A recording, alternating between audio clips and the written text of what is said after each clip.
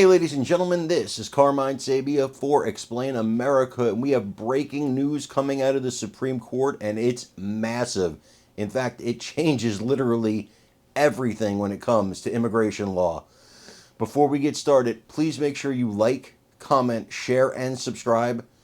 Those little things really help us out, and they help our channel continue to grow. Today, the Supreme Court decided that Texas could go forward with its SB 4 law. What does this mean? It means that Texas now has the authority to arrest, incarcerate, and deport illegal aliens that enter the state of Texas. It also can use whatever means it needs to block illegal immigrants in the state of Texas. This is massive. For decades, for as long as we can remember, immigration has been the sole jurisdiction of the federal government. But the Supreme Court, with the three liberals dissenting, decided today that no, Texas can go forward with the law. Now, with this on the books, you got to imagine Florida, Arizona. There's going to be a plethora of states, some not even on the border, that are going to create similar legislation. And if they catch illegals in their states, can deport them. This is earthquake to immigration law, an earthquake. If the White House refuses to do its job, the states can now do the job the federal government is refusing to do. This takes a lot of the power out of the hands of Joe Biden. And it takes a lot of power out of the hands of the federal government. And I'm in favor of anything that takes power out of the hands of the federal government. They got too much power already. I want you to watch this breathless breaking report from CNN, and then I really want your opinions on this, guys, so please make your comments when you like, comment, share, and subscribe. I'm Carmine Sabia for Explain America. We love you guys. God bless you. Take care, everybody. We're returning now to our breaking news. The Supreme Court allowing Texas to begin enforcing its controversial immigration law. We're joined now by Joan Biskupic. Joan, what do you make of this decision? Just yesterday, it was put on hold indefinitely. Now they're letting Texas move forward with enforcement of this law.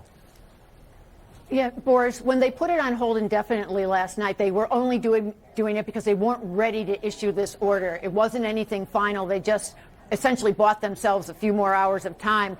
This is very, very big. It's saying that this law that allows Texas to arrest and detain people who cross the border and are suspected of entering the country illegally, for Texas to use its own law enforcement powers against them, that really flies in the face of decades and decades of federal immigration law. And the Biden administration had challenged this Texas law.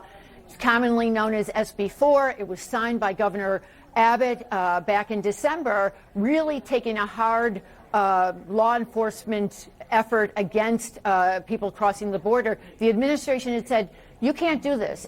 Federal immigration is our concern.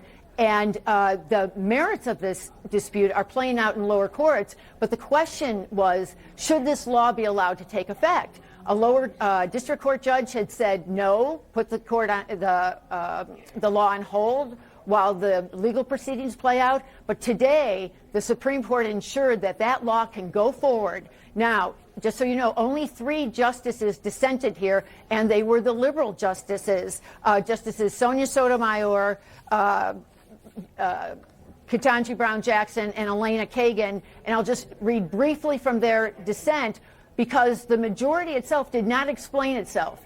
It just, had an order that said that Texas can enforce this. 2 justices on the right did concur in that, and I'll get to that in a second, but I just want to explain what the dissenters wrote. They said, today the court invites further chaos and crisis in immigration enforcement.